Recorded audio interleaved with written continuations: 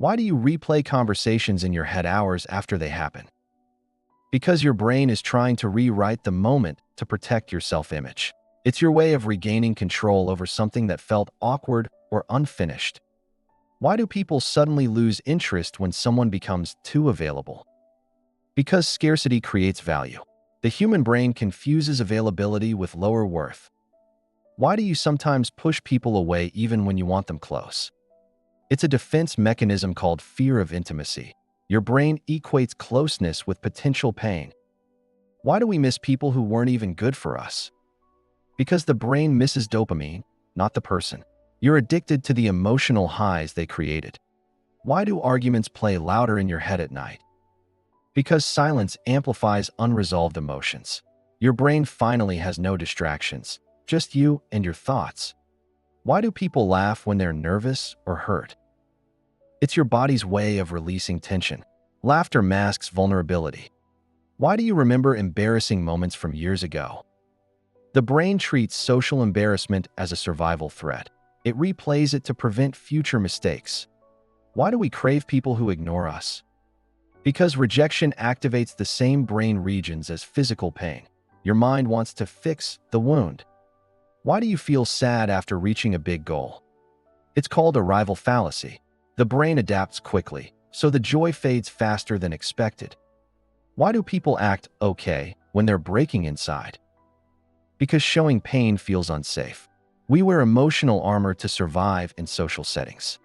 Why do people overthink small texts or emojis? Your brain is wired to seek meaning in uncertainty.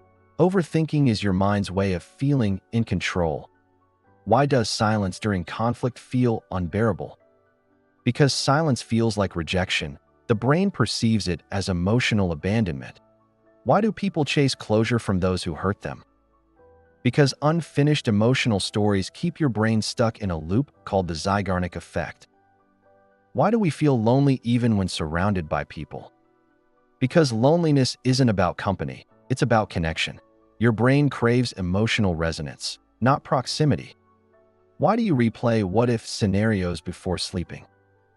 Because your brain is processing regret and trying to create a safer emotional future. Why do people fall for emotionally unavailable partners? Because the chase feels familiar. It mirrors past attachment wounds you're unconsciously trying to fix. Why do we sabotage good things? Because comfort feels safer than growth. Your brain would rather stay in familiar pain than risk new happiness. Why do people seek validation online? Because digital attention triggers dopamine, the same chemical reward system as love and achievement. Why does remembering old songs hit so hard? Music is tied to memory and emotion.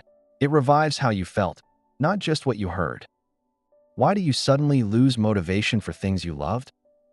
Because burnout disguises itself as laziness. Your mind is begging for emotional rest, not discipline. Why do people fake smiles? Because smiling can trick your brain into temporary calm. It's emotional self-defense. Why do we romanticize the past? Because memory edits pain out of old stories, leaving only the comfort behind. Why does rejection hurt more than physical pain? Because social pain and physical pain share the same neural pathways. Why do we feel anxious when people take long to reply? Your attachment system interprets delay as emotional danger. It's your brain trying to secure connection. Why do people over-apologize?